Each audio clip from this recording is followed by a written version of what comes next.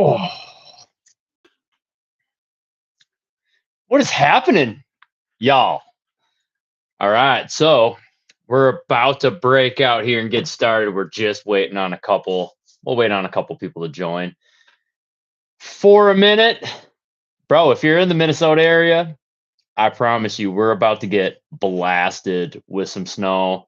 It's looking like, at least up here in central Minnesota, we have close to like 3 to 7 inches is what the approximate deal is. So I'm not sure how I think about that. That is going to be a problem. That's going to be a problem in my driveway, and that's just going to be a problem, period.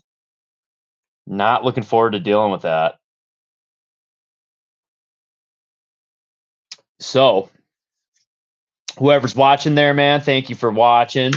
We're gonna wait. We'll wait for like 5 minutes and just give it a second. I'm gonna post this as a podcast anyway, so it doesn't really matter how many people are going to be rolling in, but pretty much I hope everybody had a great Christmas, had a great holiday. I know I did personally. I had a great time with the fam. Mom and dad came over, hung out with me and the wife. I got this bitchin' new blue flannel from the old man, which I'm a big fan of. I'm not wearing it right now because it's meant to go over the hoodie. So imagine that. Dad picks out the most badass Christmas gift.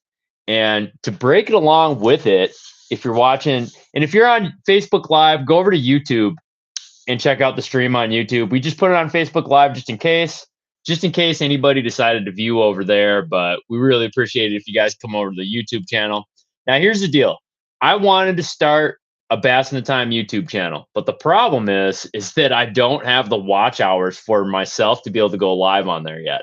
And so I do on my other account, on my main fishing account, I have plenty of time on there in order to do these. So you guys know how it is.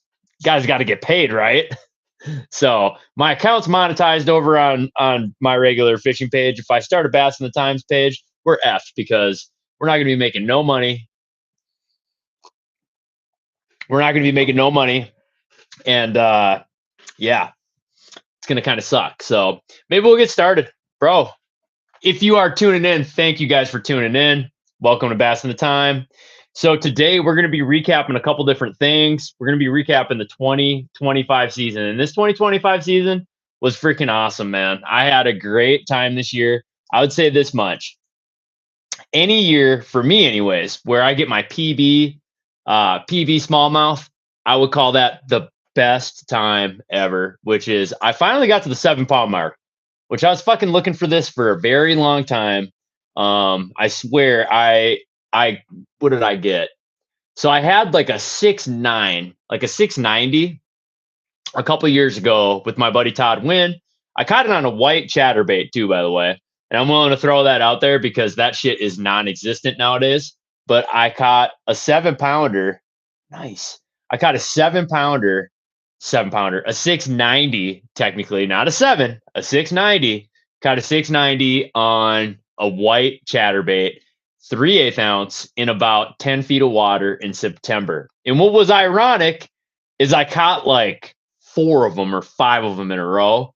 And that last one was just enormous, dude. And here's the best part. Didn't even think it was that big. I did not even think it was that big. Todd knew it was big. He actually saw it.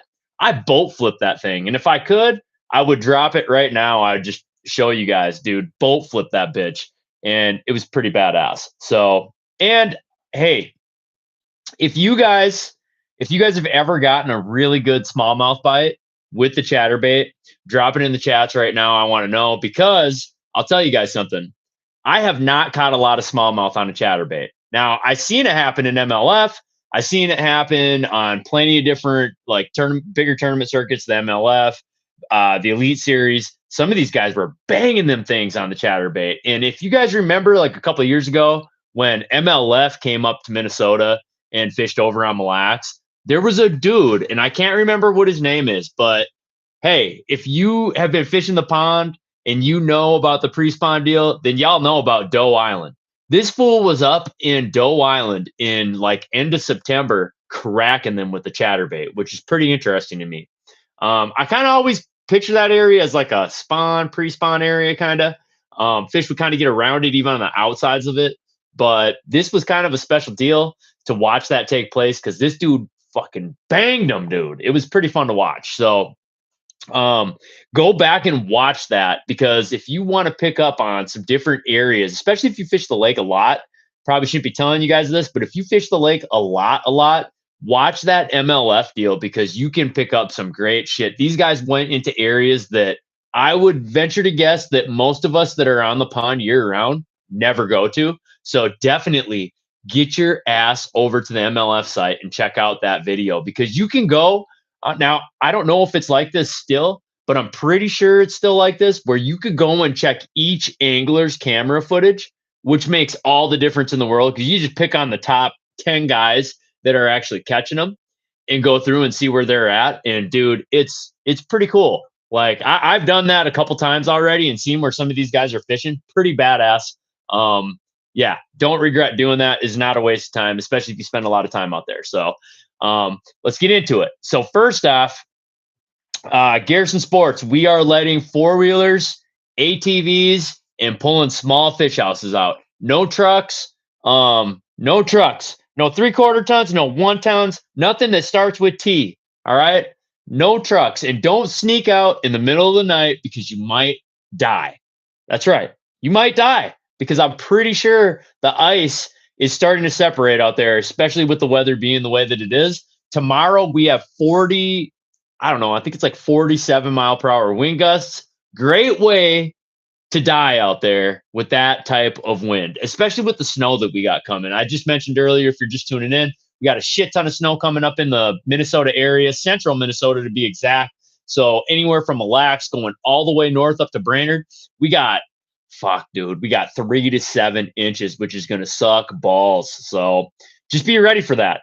Be ready for that if you're traveling. Be careful. And I will tell you guys something right now. When you're headed up north or southbound on 169, if you guys get down by like Wigwam Bay area, there's an area in there where I swear to God, there's at least a few people that die every single year down there. Be freaking careful. Drive slow. And I know exactly what it is. There's an opening in the tree line that you get a shit ton of wind that can gust across. If it's either an east or a west wind, it'll start ripping across that highway, and it makes it to where it doesn't matter if they salt the shit. It's gonna freeze, and it's a hazard. It's a hazard for anybody that's out there. Yeah, weather sucks. I love this state. I hate this state. So that's kind of what's going on out there. Anywhere from 11 to 15 inches. I get it. There's a lot of other places around the lake that are letting trucks out. Just at Garrison Sports, we're not. So, yeah, man, I don't know what to tell you guys other than it is for your safety. So just don't do what you want to do, which is just to wait till everybody goes to bed. Sneak your ass out there. No, not cool. Do not do that. All right. Don't want to read about you on the news the next day. So let's get into it. 2025 season recap.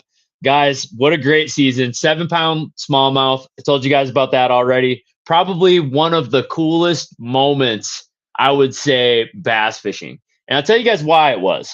Because number one, been searching for that fish for a really long time. Number two, I caught a 30 bag that day.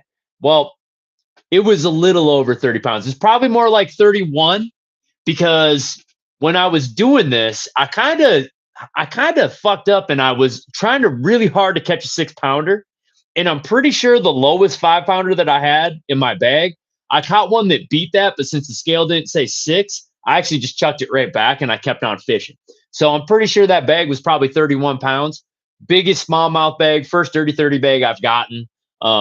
It was definitely a really cool deal. Actually, it might have not have been the first dirty 30, but biggest bag that I've ever caught. And my goal that day was 5-6 pounders. But when you catch a 7-pounder, that's even better. And I don't know, man. It was just a really, really cool moment. I think I sent that text message to like all of my friends. All 4 of you got them. So kind of a really cool deal. Probably, I would say, I remember it just like it was yesterday. Boulder, minnow, 6-inch minnow. I'm not going to say which one it was, but it was pretty badass the way that came about. Now, the coolest part about that is I did not think it was that big. I thought it was big, but I didn't think it was that big until I got him up. Once I got him up, bro, that thing, it was pretty sweet. I was pretty ecstatic when I got that thing up and got to take a look at it. It was a gigantor. So pretty excited about that, man. And a really high note, a really big way to end the month of September for me. That's right. It didn't even happen. That's the worst part about it. Didn't even happen in September or in November like I thought it would. Like I thought if I'd ever catch a 7-pounder, I thought that I would either catch it in like October or November, just being that like that's when I see the biggest influx of big uns come in is during that time frame. Now, don't get me wrong, September's great. All right. September's great. Fish are just starting to pull up into those like wintering areas and start to get ready for it. So definitely one of the cooler moments of the year. And I would say it might not be the highlight of the year, but it's one of the biggest highlights of the year. I am a smallmouth junkie. And if there's anything that you guys could ever know about me personally, it's that I love catching smallmouth bass. That's like my favorite thing to do. I could almost go without largemouth fishing. I almost could, man. I could almost just lock all spinning shit in my hands and catch smallmouth all day long, every day. And you say, well, we're taking largemouth fishing away from you. Totally fine with that. I want to get into that. Like, let's do it. I'm all into that. I don't really like need largemouth fishing in my life. I like having it in my life. But one thing that keeps me in Minnesota is the smallmouth fishing. I just am terrified to leave this place because I know that when I go to Texas, it'll be really tough for me to get back and forth up here to Minnesota and be able to get back down. So that's kind of what keeps me apprehensive of going down there, man, is because I really love it up here and I love smallmouth fishing. So we'll just have to wait. I know that those Texas smallmouth, they'd love to see me. They'd love to, those Texas largemouth, those giant Texas largemouth, like 10, 11, 12, 13 pounds. I know that they would love to see me. They'd love to see some of Sam, but it's going to be a minute. It's going to be a minute before I get down there. It is definitely on the list of things to do, though. List of things to do, get a place down in Texas, live down there during the wintertime, guide down there during the wintertime on Fork and Rayburn and all those cool places down there. And what my goal would be is just to go up there and absolutely destroy it down there with giants. So that's kind of my lifelong goal. Guide down in Texas, come back up to Minnesota, guide in the springtime. Go back to Texas when it sucks, come back to Minnesota when it's awesome, and claim residency in Texas so I don't have to pay these shitty Minnesota taxes as a business owner and be able to live the best life ever, man. That would literally be the best life ever. So I would say that on the list of shit to do, that's like way up here. Priority number one. So we got to make it happen, though. I got to make some money. So that's why we have the stream on my fishing channel, and we don't have a new YouTube channel, Bass in the Time. I get that question a lot. Like, why don't you just start a Bass in the Time channel? Bro, because we can't go live. That's why. And I want this to be a live stream. I don't really want to go and shoot a podcast and then have to edit it, put it on air, because honestly, I probably wouldn't edit anything. I just kind of let it run. And I don't really care about editing out swearing or any like dull moments or anything like that, because there shouldn't be any, right? All right. So I would say that the next biggest highlight of the year, and I wouldn't even know if it was a highlight or if it's a low light. I would say a highlight, though, because I kind of learned some shit about myself and kind of learned that I need to even take a step back and chill out when I'm on the water, that was my confrontation with the charter boat out on Mille Lake with Terry's Boat Harbor. Now, I know I made it a huge, huge deal. And that's because it was to me at the time. And I get it. I might have hyperbolized it a little bit when I made the YouTube video and all that. I was super, super fucking pissed. I was not happy with the way that all went down. I'll reiterate the story a little bit. So, what we had, and this is part of the highlights thing too, all right? So what we had is in our hometown, we got a little thing called Thursday night bassin. If you're from the Brainerd Lakes area, you know all about Thursday night bassin. All right. Thursday night bassin decided that they were going to do a league night out on Mille Lake. They've never done this before that I know of. They've never done this before, and it was a catch-all tournament. So every fish that you catch, you weigh, you take a picture of, send it in, call it good. Every fish counts. Bro, me and my partner Bing, my buddy, him and I pull up to the very first spot. Takeoff's at what, 5 o'clock? Takeoff's at 5:30 or 6 o'clock or some shit. We take off, go to our first spot. My very first cast, guys, I knock a 3-pounder down. Now this is a all you can catch tournament. This is as many as you can catch. So of course, I'm excited, dude. I catch that first fish. Now my blood pressure or my heart rate is through the freaking roof. Like I'm excited.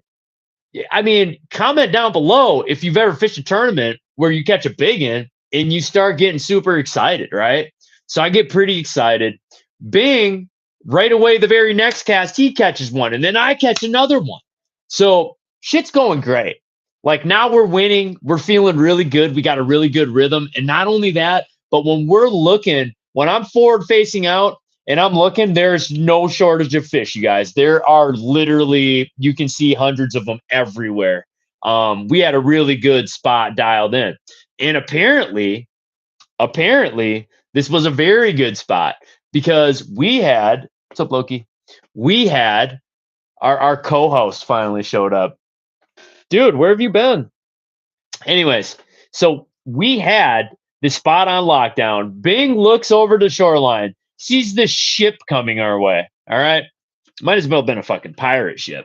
Sees a ship coming our way. Like this gigantic barge / launch boat heading right towards us. And I kind of laughed because he's like, I bet they're coming right here. And it was kind of funny because, you know, he's so far away at the time to the point to where we kind of thought like, shit, man, this isn't going to be a problem. Bing thought it was going to be a problem. I did not. I thought that they would definitely pass up and they would not stop where we were. Well, needless to say, you guys, what happens is this asshole comes and literally circles us a couple times. Not just one time. He circles us a couple times, unfortunately. And while he's doing this, he's taunting us. He's swearing at us. Now, I did swear back. I'm not going to act. I know I said in my YouTube video that I didn't really swear at him, but I rewatched the video and it appears that I did. I had some not so nice shit to say. Okay, so yes, talked a little shit back. Probably shouldn't have. Talked a little shit back and was basically like, yeah, I was not very happy about it. Just, you know, running my mouth. And I'm pretty sure, like, as far as the swear words and insults go, I did keep it at a PG-13 level. All right. We kept her PG-13. So any Karens out there who really give a shit, I'm telling you right now, we kept her PG-13. We didn't say anything wild. We stuck to the basic, like, PG-13 insults, you know, nothing crazy. Just know your mom jokes, nothing like that. All right. So, you know, it was all good until every single person that was on the boat, bro, all of them, not just one, all of them start sticking up for this dude who's the captain of the boat.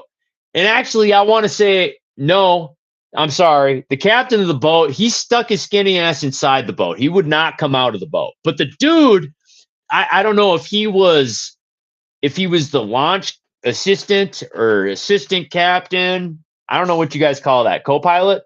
Something like that. Anyways, so this guy's co-pilot or assistant captain or whatever comes out and starts fucking letting us have it too. You know, and it was something at that point. Me and Bing knew it was a lost cause. But when this guy dropped his anchor down and drug it over the rock pile, and I'll give you guys perspective, the area that I was fishing, it wasn't just one giant rock flat. It was literally like all mud and sandish type area. And then there was like one good rock pile like this. And this ass clown just took his anchor and rode right over the top of it and went back and forth over it twice. You know, so at that point, I take that action as intentional, right? This is no longer like innocent playing games type of shit. And I get it. If you're not a bass fisherman or if you're not a tournament fisherman, you're like, oh, bro, why don't you just go to another spot? Yeah, like fucking if that was the case, if it was that easy, totally could have. And honestly, it was that easy. We could have we literally could have moved just a little bit further to the east, probably like 200 feet, and we would have caught them. But me, just being a regular human being, yeah, I kind of lost my shit a little bit. I kind of got a little bit salty. I started getting flustered and I started to spin wheels a little bit, man. And I just couldn't really come up with I couldn't get in the right headspace to make the right decisions to win the tournament anymore. And we totally could have won too. And so, and I'm getting to this part, all right, the most important lesson part. But okay, so before that happens, let's go over this. So after this guy, he comes up, we get in this verbal confrontation with him. Then after that, we roll out. All right. And in the middle of that confrontation, I should say this, all the people, if you guys go to my YouTube video, this YouTube video, unfortunately for me, it did the best out of everything that I have on YouTube this year. You know, I think it got like 29 or 28,000 views, maybe 22,000. I know it was somewhere in the 20,000s. It got the highest viewership this year. And that's unfortunate because realistically, I love to see my educational stuff get more of the viewership than a video like that. But anyways, you know, had this video go completely viral or somewhat viral for me anyways.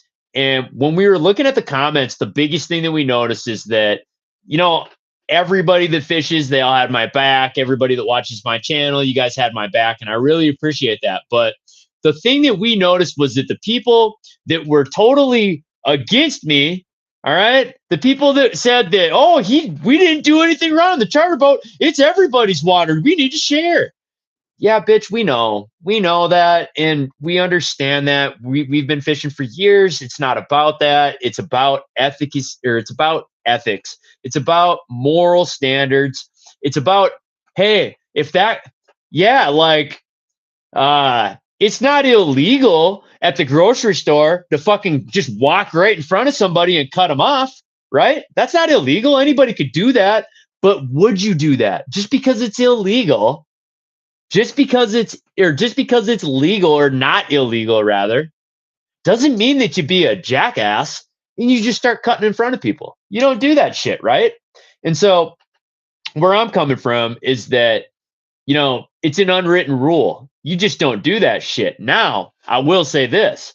I would even hold you to a higher standard if you run a guide service or you run a launch out there. Anywhere. It doesn't matter if it's out on Mille. It doesn't matter if you're on the ocean. If you operate on a professional capacity on the lake, you should have zero fucking excuses for doing things like that. Like, come on, bro, for real? So, and then what I found to be probably the most ironic or just awkward would be the fact that not only was his clients on the ship defending his actions, they were defending it to the T. They thought they did nothing wrong. And I get it. Fly-by-night fishermen probably don't understand the game. That's fine. But not only that, but they were complaining because I swore at them. And I was just like, bro, are you serious? Did you guys not hear that Roger Bleitner dude on the video, like fucking swearing at me, calling me names, saying this and that? Like, did you guys not hear your own boat captain? So, and I will say this too. I did I threw a shot at the passengers one time.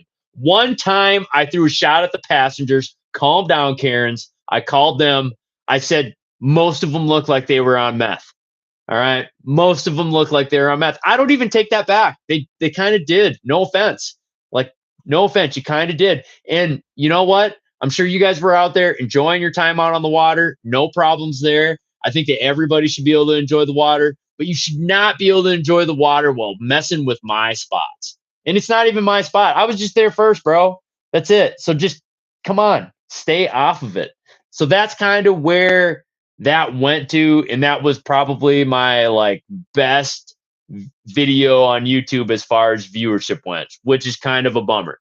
Now, the best part about this, and this is why it would be the best part of the season, or it's the way how you learn as a bass fisherman. When all this shit settled, all right, when everything stopped and my heart rate got to normal again, I woke up the next morning after this had happened. Now, if you guys watch the YouTube video when I was filming it, bro, I was like, I was on one. I was pretty upset. As the kids would say, I was turned up a little bit, and I was pretty hot.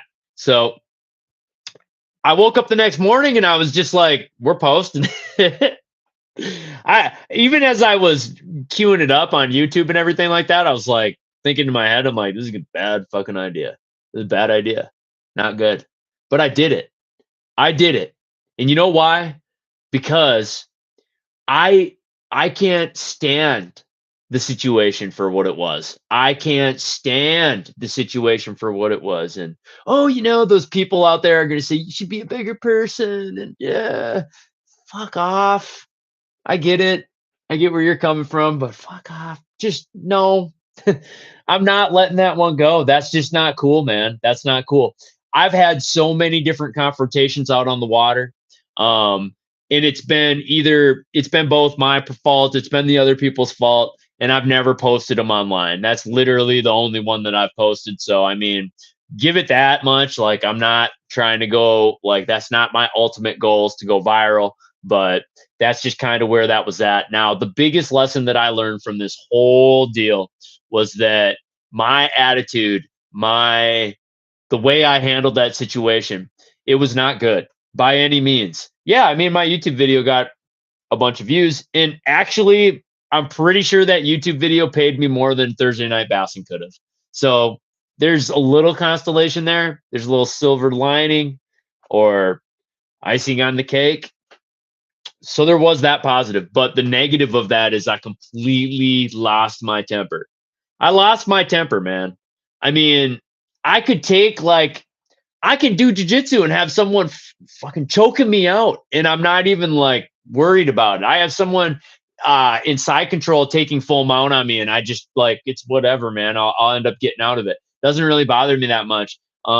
This stressed me out a little bit.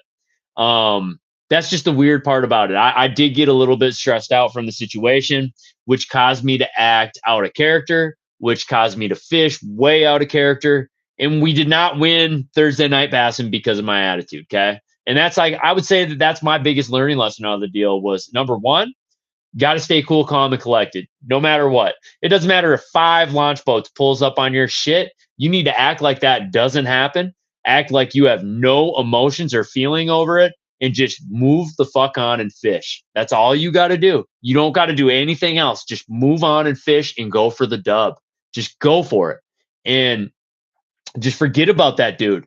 Forget about that bald-headed asshole. All right? That he doesn't matter. That's not caring about that is not going to help you win the tournament. And I think that that's where I had a major issue in that tournament. Lost all control. Unfortunately, didn't win and ended up getting a learning lesson out of the deal. So if there's anything I could have been done differently, I would have not have said a word. I would have pulled the trolling motor up and went on and caught bass and won the fucking tournament. If there's anything I would have done differently, pull the trolling motor up, move the F on, go and catch bass, go and win the tournament, cash a check, and forget about the whole deal. That's how you deal with those kinds of problems. That's how you rise above. That's how you deal with that shit. And the way how I handled it is not how you deal with it. Yeah, you know, you got 20-some thousand on YouTube, big deal. Outside of that, nothing good comes from it. So, hey, you know what? It is what it is. It's over with now, but that was kind of my learning lesson. So I hope you guys gained something from that. And to be honest, like as far as handling conflict on the water, that was going to be something I was going to touch on just slightly tonight, which was basically, and this is how I always usually handle it. I mean, this is like a this is a one-off instance. All right. I don't film all my conflicts on the water. I have a bunch of conflicts that I've had on the water filmed, but I don't post them for a reason, man, because I don't want to be that guy that keeps on posting all this bullshit. I want to be known for like educational content. I want you guys to be able to watch my content and maybe get a sense of entertainment of some kind, but at the same time, walk away saying, shit, man, I learned something today. I'm going to go buy that bait, or I'm going to go buy that rod that he uses, or whatever the case may be. I want you guys to be able to catch more fish from my YouTube channel, not get hyped up from conflicts that I'm having on my YouTube channel. We don't need that shit. Even though, like, we might get a little bit more surgical with it next year when that kind of stuff happens, but we'll see what happens. I don't know. I doubt it. We'll see. But handle conflict with grace. Don't feed into it. And if anything, Roger Bleitner, they won the battle. They won the battle. That's the way I look at it. They won the battle because I did not win that tournament, and that's really shitty. So yeah, that is part of that's part of fishing in general. And in a tournament for sure. Just imagine, you guys, if I was fishing for like 50 grand and that happened, and I handled myself that way, and I'm depending on that money to feed my family or to, feed my family and all that good stuff. If that's the case, then I totally just drop the ball and I let my emotions get the best of me. So I think that for me as a guy, that's probably my biggest issue is when I get upset, it's like nothing good comes from me being upset. So we are going to move on past that. One of the highlights of our year, man, one of the highlights of the year, Rondo, if you're watching this, I don't know if you are. Usually Rondo watches my live streams, maybe not tonight, but me and Rondo had our first dub or Ron, was it our first or second one? I don't know, but me and Rondo got a W on Rabbit Lake this year. Badass win for me and Ron. Ron did all the work. I sucked. Ron caught them all. Ron caught the smallmouth, everything. He caught all of our keeper fish in that tournament. So, and what was really crazy is that at the end of the tournament, when we were coming back up to the landing, him and I look at each other, and I'll tell you guys this much. So this is how let's backtrack. I'll give you guys a little context here. So this tournament that we fish, it's got an east and it's got a west side lake. Okay. So you got an east and you got a west side. You start in the morning on one side, and then in the second, so they have two halves. They have the first half, which is in the morning. They have the second half that's in the afternoon. The first half in the morning time, we started over on one side of the lake, and then the next half of the lake, you mandatory have to fish the opposite side of the lake that you started on. So we start on one side of the lake. We had an okay first half. Like, it was really mediocre. It was not that great. It kind of sucked. Then second half, in the first half, like I said, was not super awesome, was not super suck, but it was okay. So we kind of squeaked in. Okay. So I apologize. We're drinking Big Wave tonight. We got Big Wave in a can. So whenever I get Big Wave in a can, we got to put her in a glass. And actually, I put this glass in the freezer, so it is nice and chilled. But anyways, so where was I? Me and Ron, we have an okay first half, not a great first half. Second half comes around, we have to fish the opposite side that we were on from the first half. The problem is that opposite side was a MFer. It was tough, man. That second, it's ironically, I like fishing that side better. All right. Ironically, I like fishing that side of the lake better. And it just absolutely sucked over there. And we could kind of tell. Now, I will say this much. Ron saved the day, because what I did is I just went through and I started scoping. Like, that tournament in my mind was a scoping tournament. And I thought without a doubt, no offense, Rondo, if you're watching, but I thought without a doubt I was going to have to hold us up and win the tournament for us. I was shocked. I was absolutely shocked. So I'll give you guys, this is kind of funny. So first half rolls around. I could tell that the bite was a little bit tougher. Smallmouth were tougher to catch out there. Like there was smallmouth and largemouth deal. Smallmouth were really tough to catch. We pull up to the first spot, and we can see them everywhere down there. They will not effing bite. Like, will not bite at all. So I'm throwing like 15 different baits. At this point in time, I've thrown like 15 different things at these things. Ron ties on like a fucking 1/4 ounce Ned rig with some stupid bait on the back of it. I don't even remember what. It's really insignificant because I would want to say that it was just like wasn't some JDM specialty bait. It was probably like a Z-Man TRD or something stupid, right? Dude throws it out and catches one on like the first cast. And I was shocked. And then he caught another one. I think he might have caught 3 like good ones out of there. So I was honestly shocked. I couldn't get him to bite a minnow. I couldn't get him to bite a football jig. I couldn't get him to bite a drop shot. I couldn't get him to bite shit. And Ron definitely came through, pulled it off for us, and did the deal. So thank you, Ron.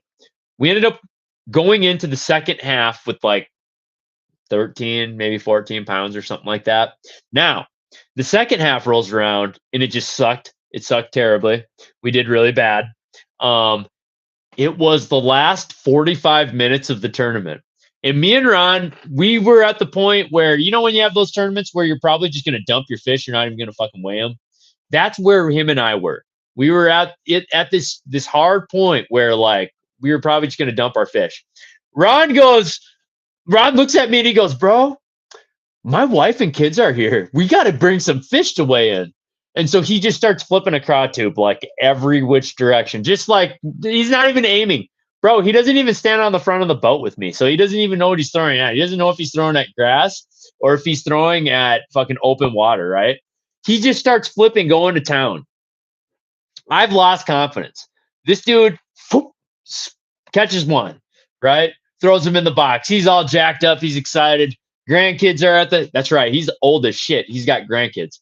Grandkids are at the landing. They're waiting for Grandpa Ron to come back so he can weigh his fish. And Ron's getting excited, catches another one. Fast forward, we start heading back up to the landing. We start going up to the landing. Ron goes, man, should we just dump them? And I said the same thing. I'm like, bro, let's just dump that shit. We don't really have anything. We don't have anything. And we maybe had like 9 pounds, 10 pounds at the very most. And we never did. I don't know if we ever found out how much we actually weighed. I don't know if we ever found out how much we actually weighed from the second half of the tournament. But anyways, needless to say, we're on our way back up to the landing, and I look at Ron and I was like, well, should we just dump them? We go back and forth a couple times, and he's like, you know what? I got the grandkids at the landing. I got my wife up there. Let's just weigh them. Fuck it. So we get up there. We go up to the landing. We weigh in the fish. All right. And they do this at this tournament deal, dude. They do this kind of dramatic like weigh-in thing, you know. They get everybody in a line and they call out names and they do prizes, and it's really adorable. And I'm not talking shit. I love these guys. This is the best tournament. Bro, they served us burgers at lunch. I mean, come on. I'm not talking shit. So anyways, they have this award thing and everybody's standing there and they're calling everybody's names out. And what was messed up is that him and I, we thought we at least got like 7th or like 6th or whatever. It was pretty sad. So Ron and I, we thought we at least got 6th. They start going down the list, you know, because they're starting from the bottom, working their way up. They start on the list, and all of a sudden they like go from 6th to 2nd, and we didn't get any of them. And we're looking, and we were like, bro, we must have really sucked on this one, really bad. First place, they call out Sam and Ron, and we just looked at each other in shock. I honestly, if Vicky's watching, Vicky, I wish you would have took a picture of us when they called our names, and me and him looked at each other. And we were like, what? You guys would have had to have been there. It was pretty fucking awesome though. It's pretty rad, dude. Ron's my boy. I've been fishing with Ron for a long time now, probably 4 years, 3 years now. He's one of my good friends, one of my better friends, one of my good fishing buddies, and we had an awesome time. We've had a good time over the past few years, but that was probably one of our best moments. So got the dub. Let's go. All right, let's go. Got the dub. And I mean, it was a good experience for us. I think that that's a good example of don't ever throw away your fish. Go in and weigh them bastards. And I will say this much too. When we did go in to weigh the fish, after we weighed in and everything, we were talking to everybody. And what happened was there was a dude that had a really good day. Sorry, a very, very good morning, but he had a horse shit day. And he had a really horse shit day. And so realistically, it wasn't that we fished really, really good. It was that we fished pretty consistent. And by we, I mean Ron fished fairly consistent because he caught, like I said before, I'm fairly certain he caught all 10 bass that we weighed in. Literally all 10 bass. So shout out to Ron. One's in the chats for Ron. I'm even going to put one in there for Ron. Good job, Ron. So that was probably one of my, I would say one of my better deals. I mean, first place, not bad. I don't win a bunch of tournaments. I'm kind of a horse shit fisherman. I shouldn't say that. I'm a horse shit tournament fisherman. I'm getting better. Like I do feel like I'm getting better. I'm getting better at making adjustments and stuff like that. It's one of them deals, man. 2026 season. What do we got in store for the 2026 season? Look, man, if there's one thing that's for certain, I really want to double down on my content. You know, one thing that kind of drove me a little bit nuts when I started doing YouTube, and even when I would talk to other guys that are guiding on the lake or talk to other clients and stuff, there were people that were starting to call me like a YouTuber or just a content guy. And I never looked at myself that way. I've never wanted to look at myself as like just doing YouTube stuff or doing the content thing. That's just not my deal. I like watching content. I like doing that deal, but I really don't view myself as a quote unquote YouTuber. But I think after last year, we went on a really good run at the beginning of the season. If you guys remember, we were dropping videos literally every other day, doing like 4 a week. And that honestly burnt me out so bad, to the point to where couldn't take it anymore. I took a massive break off of social media last year, even off Instagram for a little while. And by that, I want to say that, like, you know, I was only posting a few times a week, which probably isn't the greatest thing for my sponsors, but I was only posting a few times a week.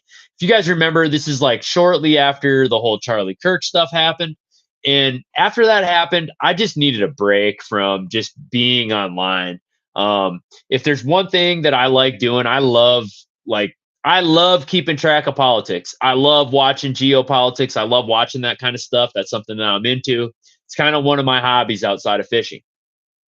And, you know, after that had happened, I just wanted to stay away from looking at Instagram. I wanted to stay away from looking at YouTube. I wanted to stay away from looking at like all the short form clips and stuff like that. So I stayed off for a little while. I did post, but it was really briefly, and I just tried to stay off. So moving forward, going into 2026, really want to double down on content this next year. Try and do as much of it as I can. I do kind of have a busy spring ahead of me, which, you know, I'm hoping that next year's really good. Now, if you guys see hardly any content from me, that's a good thing. All right. That's a really good thing, because you know what that means? That means that I'm guiding all the time. And that's where I actually make good money. Doing the content thing. So, you know, I would rather be guiding out on the water, taking clients out every single day. But, you know, as time goes on, we'll see what happens. But I will tell you guys this much right now too. I enjoy doing the content. I love doing this show. Yeah, You guys. I love doing the show. You guys too. And you guys. I love doing this show. It is definitely fun for me, but it's work, right? And for me personally, doing a live stream, doing the content and guiding, it could make a guy go clinically insane, literally. There were days last year where I wouldn't get home until dark. I would wake up super early, edit the video, get it published, then take off, leave, not come home until dark, come back, repeat, edit the video, get it queued up, go run a guide trip, come back, cue the video up. Like it's all that. And I get that. Like, I get that I am not pounding, I'm not shingling a roof every day. I understand that. However, there is a level, I'd say that there's a level of pressure to all of that, right? There's a level of pressure to all of that. And like, I used to really think that like, oh man, if my videos don't get like 1,000 views, like maybe I'll just wait a week before posting the next one or whatever, you know? And so like these kind of things kind of gave me, I would say, these things kind of gave me like a raw sense of, or a bad sense of what my overall goal with the content should be.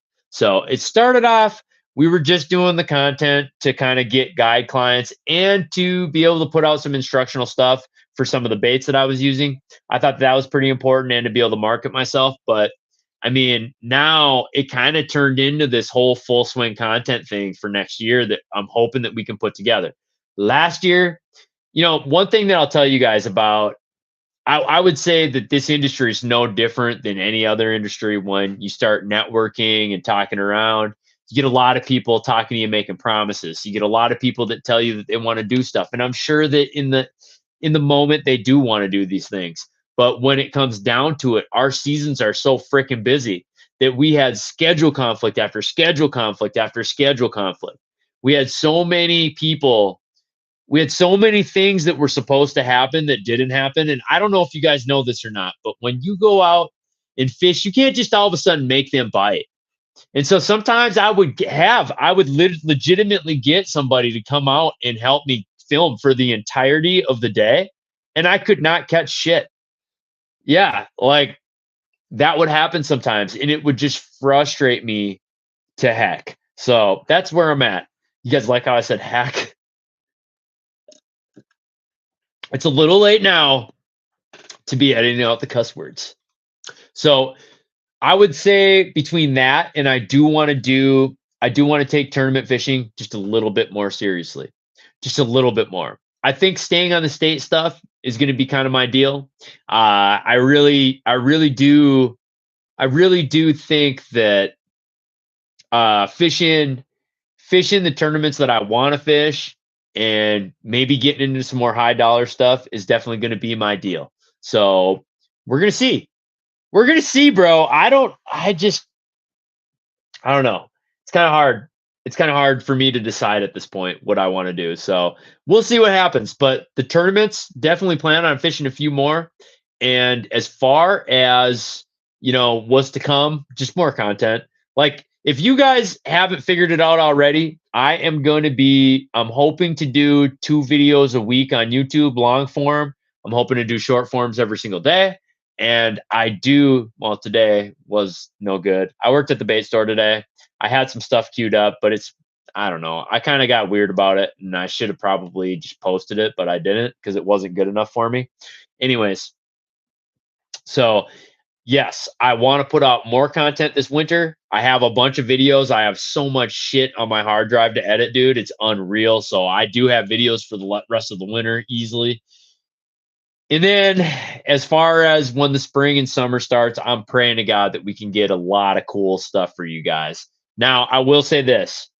It would be really cool overall goal to be able to just guide like once a week or like once every other week, maybe twice a week at the very most. And then be able to just shoot content. I want a fishing show someday. Yeah, I want a fishing show someday. We'll see what happens, man. I don't know if it can happen or not. I don't know if I got the right personality for it. Like, my favorite I think that my favorite fishing personality, my favorite bass fisherman, period, would have to be Mark Zona, without a doubt. Mark Zona is easily my favorite fishing personality. He's just got all the pizzazz. He's got it all. He's got the speaking ability. He's got he's got a good speaking ability. There's something just really exciting about him, man. He's like a really exciting guy. He's not controversial. Is another thing I really like about him. He stays away from controversy and he's all about education, which I really like about him. Kind of ironic, right? Because I'm like, my first half of my video was super all about controversy, but realistically, that dude is my freaking hero out of all the bass fishermen. I'm talking elite series anglers, uh, fishing personalities. Between him and that Pete Mena guy, and obviously Al Linder, right? Al Linder is my hero, man. Al Linder's my hero. So, I mean, between those guys are like my all-time faves. Definitely strive to get on their level. I would love to have a fishing show one day, and to get paid good for doing it would be like the ultimate goal. So that's what Bass in the Time is. If you guys go on our YouTube page or on my YouTube page and you guys check out the Bass on the Time, it's not just a podcast.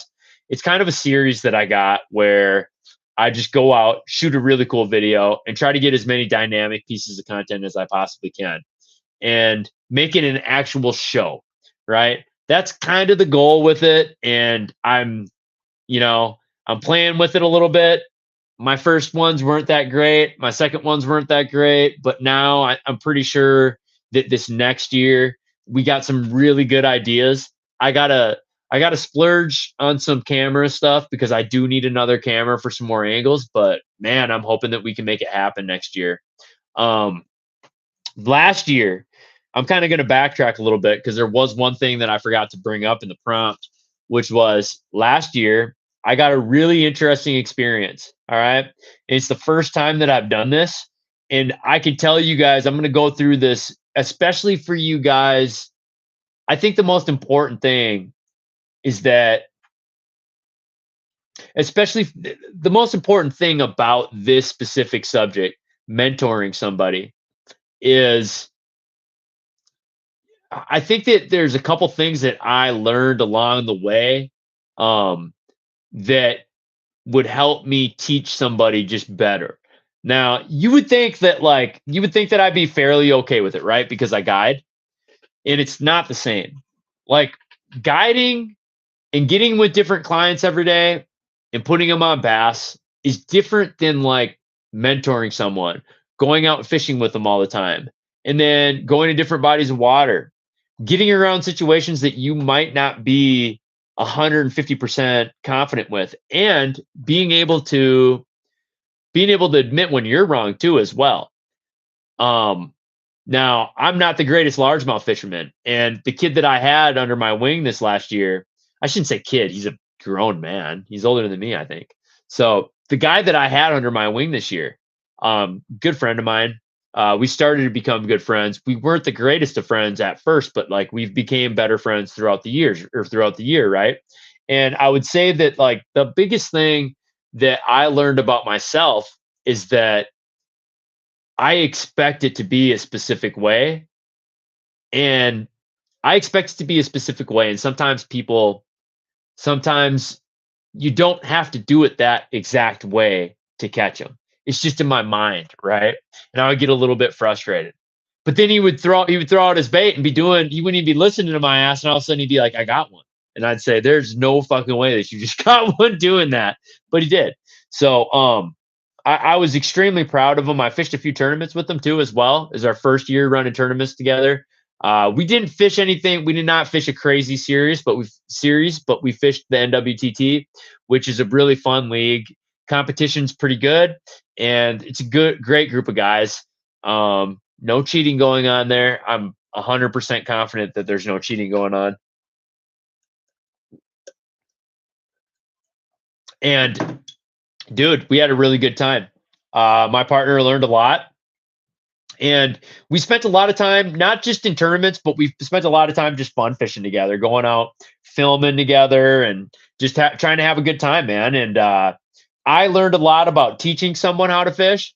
I learned some of the do's and don'ts. And I think that he learned a lot too of like some of the do's and some of the don'ts, and some really good options going forward on how to set up his boat, how to set up his rod and reels, how to organize his tackle, how to do all these little things. Like, if there's one thing that I learned this year when I went out spending all that time with my buddy, because you got to remember, he has really minimal fishing experience, right?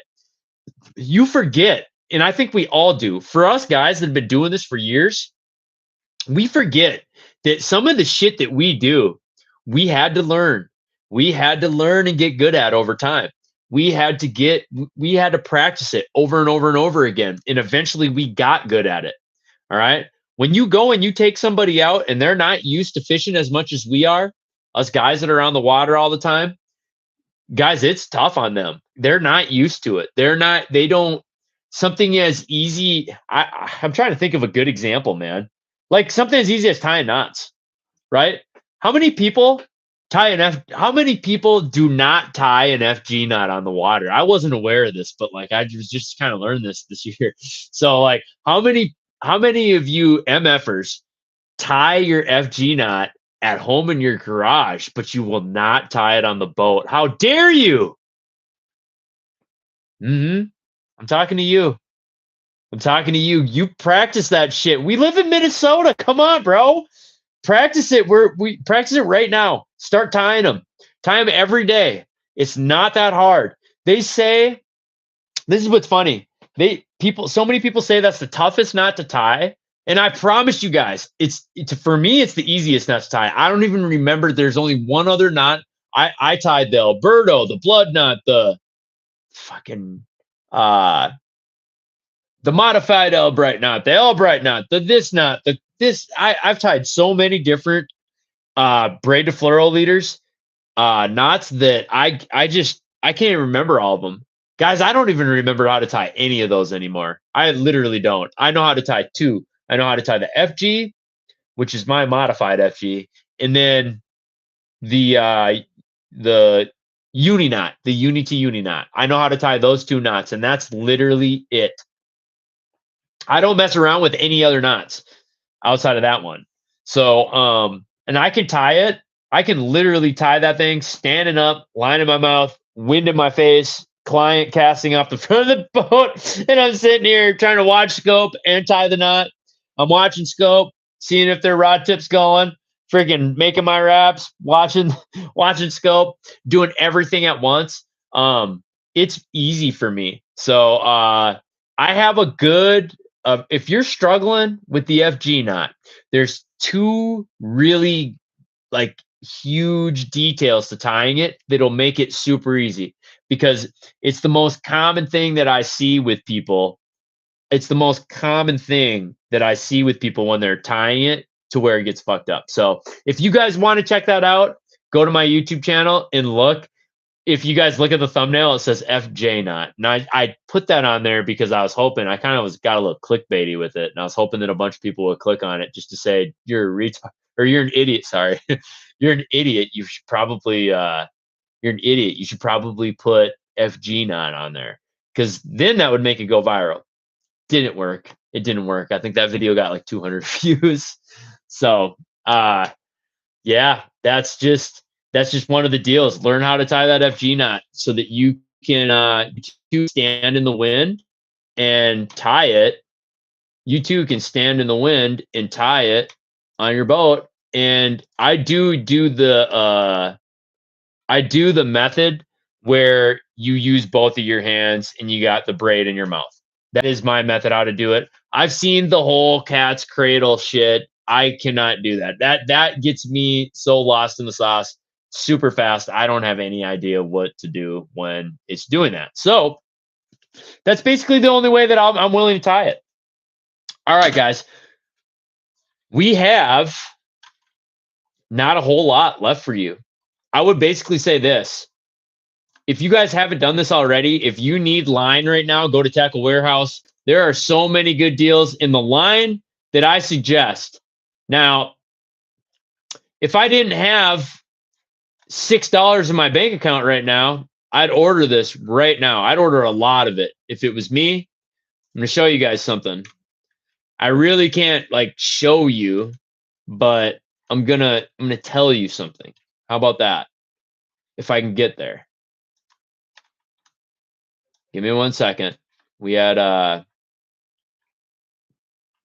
issue. We had an issue, but I think we fixed it. All right. So now the Daiwa fluorocarbon that I love to use right now, you can get 1,000-yard spool of it for $119. You're saving $40. That's a great freaking deal. And to me, that is the best fluorocarbon.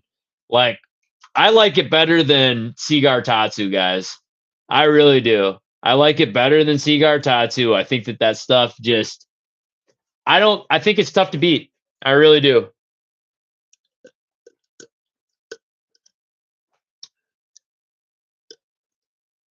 Now, I'll use it for full spool. So I use it on my jerkbait rod, which I used to use Seagar Tatsu for that. I use it on my jerkbait rod. I think that it's a little bit more spongier. And I think that here's where I think that it shines, all right? I do think that Seagar Tatsu's tougher. I think it's more abrasion resistant.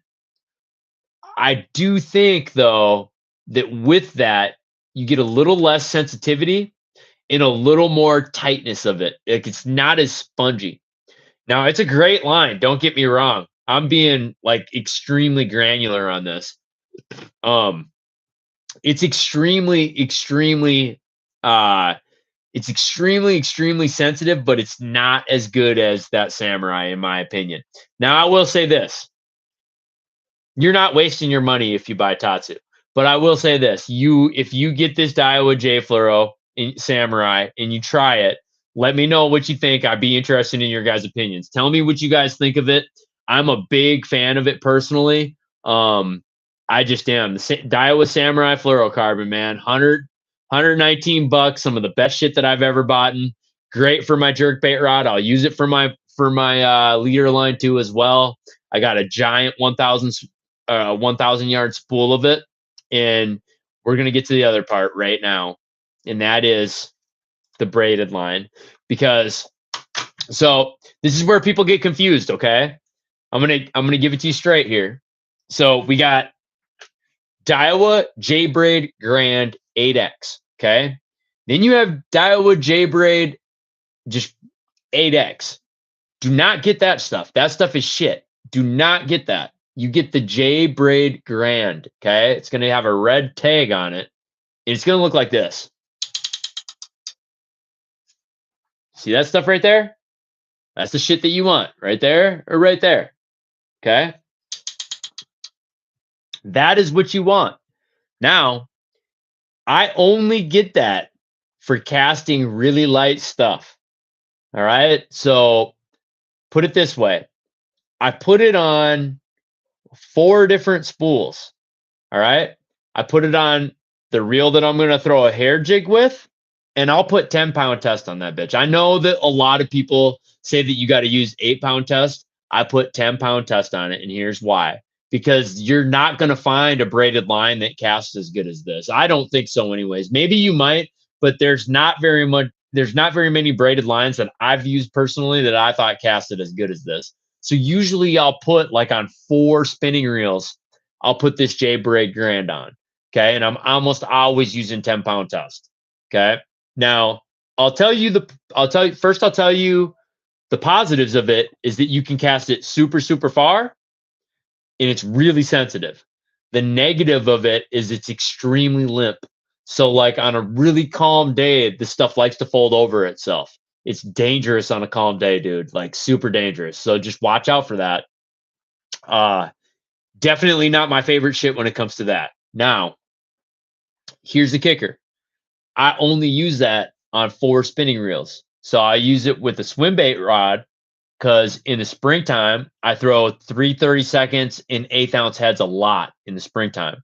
I want them to go far. I want them to cast them super far. I'm obviously going to be fishing them since I'm using them so light. I'm going to be fishing them really shallow. With that being said, I need to make long, long, long casts with it. Okay.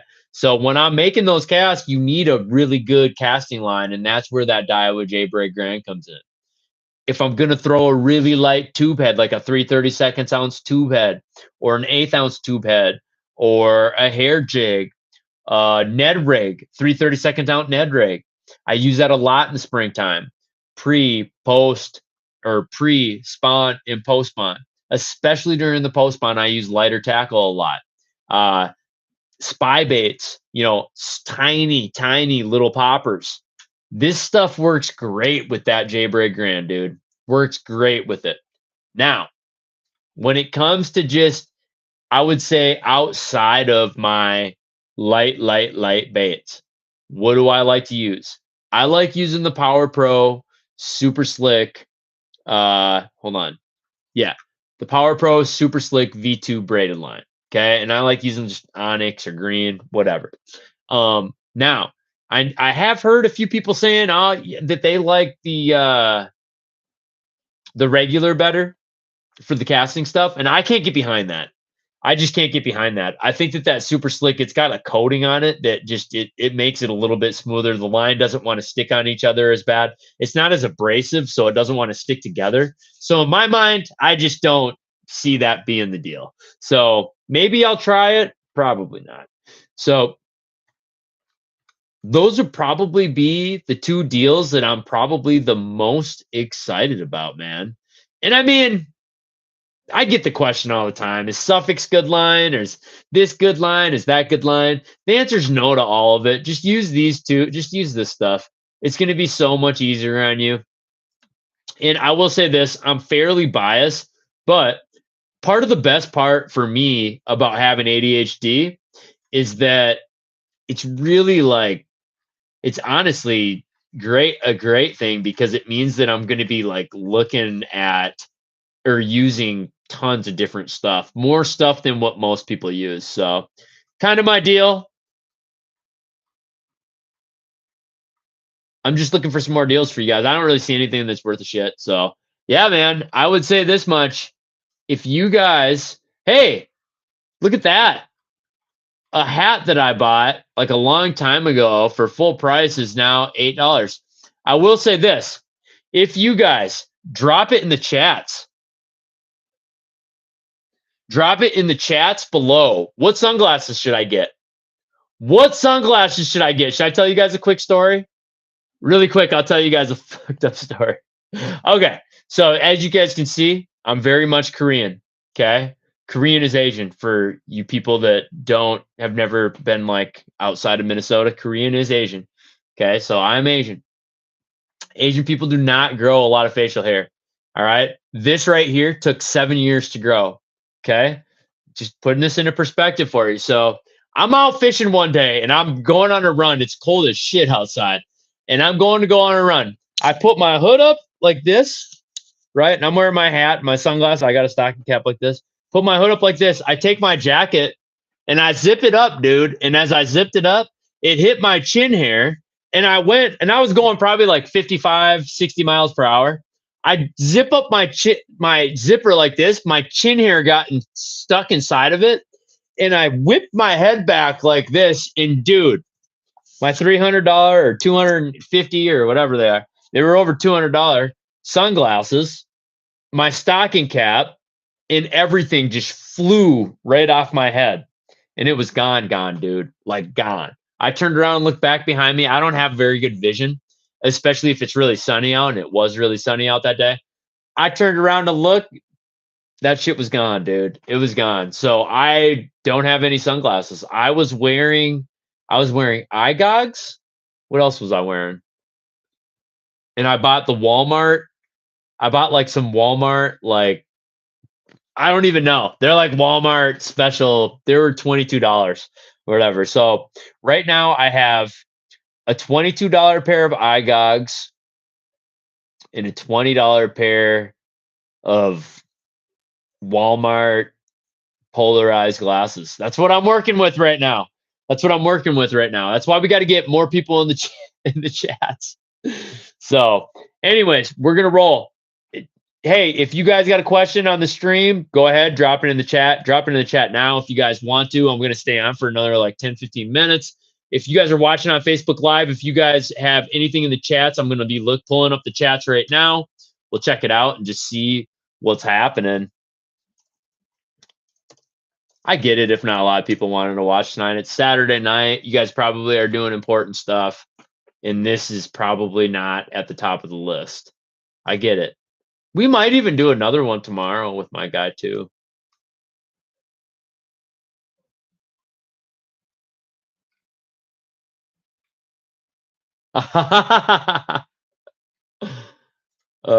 Yeah. So Saturday night, I hope that you guys are at home with your families, hanging out with them, hang out with your kids, be good parents, right? Be good parents, hang out with your kids, and yeah, man, tell your kids that you love them. Tell your kids that you love them. Tell your wife that you love her. Hopefully she's a her. You never know nowadays. Definitely, without a doubt, talk to your family. Tell them you love them. Spend time with them on Saturday. Don't go out to the bars and do all that crazy shit. Stay at home. Be a good family man. Be a good husband. That way you can go fish more in the springtime. You got to think ahead. You got to think ahead, and you got to look at this as chess moves. But another, even more important, like, it only makes your home life better. So I'm definitely the wrong person to be giving any kind of life advice out. But I'm gonna hit these chats up really quick. Let's pull it up. Bro, we don't got shit going on. Tonight was really quiet. Sundays are usually better. Saturday nights are tough. Don't hate on the Z-Man TRD. Todd Treichler. I don't hate on the Z-Man TRD, but that was like, bro, I would say that was like 2017. That was big. 2018, that was big. But bro,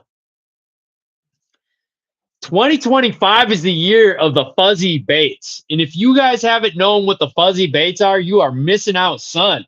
Missing out. I will tell you guys this much right now. At all the people that I was talking to at the landing all the time this year, I was super, super surprised, like shocked when people would say, I have no idea what fuzzy baits are. I am just shocked when that happens, guys. Shocked. So don't sleep on the fuzzy baits. Todd, I get it, but bro, come on. Get on some fuzzy baits. And yeah, just Google it. Something. Let's check out this. All right, YouTube. Chance Jacobs, how do I stay away from wind knots with lighter braid? It's a really good question, dude. You don't. You honestly don't. Like, this is probably my best tip for anybody that has this problem, all right? So, and I know this is going to sound kind of lame, but trust me, this like easy. Some of this shit that we can do, the fixes are super simple and easy. It's honestly just developing consistency. It's developing a habit around it. So I'll tell you guys quick.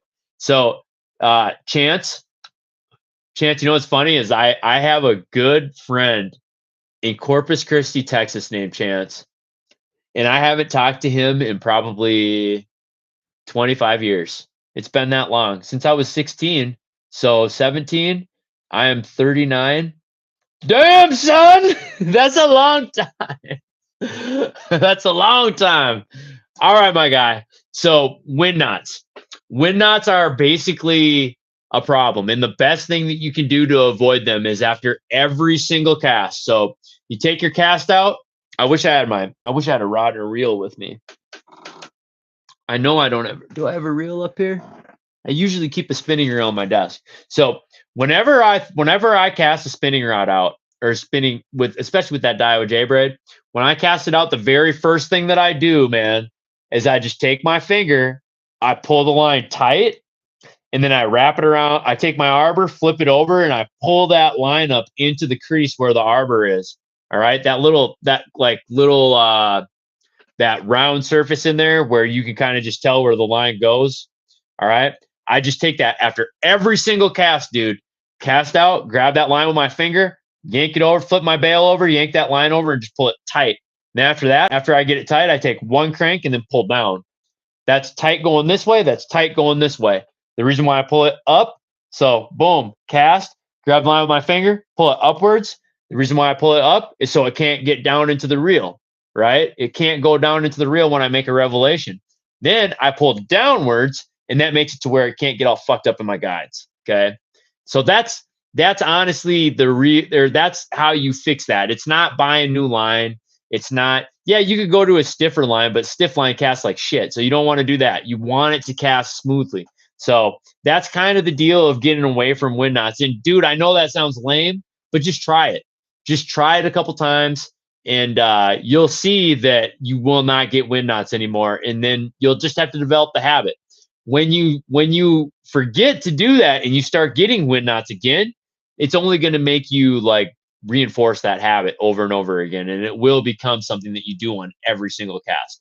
I teach my guide clients that because I hate it when they get wind knots. I do. I really do. I hate when my clients get wind knots. So I definitely urge you just to try that. Take a note. Just definitely check it out, man, for sure. Do we got anything else? Joey, do I pronounce your last name Win? I'm wondering if your last name's pronounced Win. I'm assuming it is. Anyways, man, I can't wait to get out with you too, man. You gotta dial it back though. You can't be bringing 7 people on my boat, bro. You gotta just pick one. I know you got a big ass family, but just pick one. Pick your favorite one. Doesn't got to be the whole fam. I'm kidding, kinda. I mean, I could always jump on your guys' boat too. We never even thought of that, dude. I could have jumped on your guys' boat for the day. I could have just left my boat up on shore, and I could have jumped on your guys' boat. It would have been a good time. All right. Last but not least, I think we're good. I think I'm good with this. I would say this, man. Coming up to Mille Lacs Lake, come check out Garrison Sports. I'll be there next weekend. I believe I'll be there Friday and Saturday. So come on up, say what's up. I'm guessing we will be letting trucks out by then. We should be letting trucks out by then, hopefully. And we will be able to pull out people. We'll be able to put out the overnight houses too, I think. Pretty sure. We'll see what happens. Outside of that, dude, I'm going to check one more time on Facebook Live to make sure we don't have any comments. Otherwise, guys, I'm getting out of here. Next week, actually, we're going to do a live show tomorrow too as well. I'm pretty sure. I got to wait and see if I got to work, but I'm pretty sure we're going to do a live stream tomorrow night too. We're going to be talking. I don't know. What should we talk about? I don't know. I do have a couple things in mind. But preferably they're going to be things that won't get me fired. I like talking about things that'll get me in trouble. Those are honestly some of the funner stuff to talk about. Is the stuff that'll get you in trouble. That's the stuff that I like to talk about. So we're going to avoid that. Till next time, boys. You guys know where you'll find us, right here.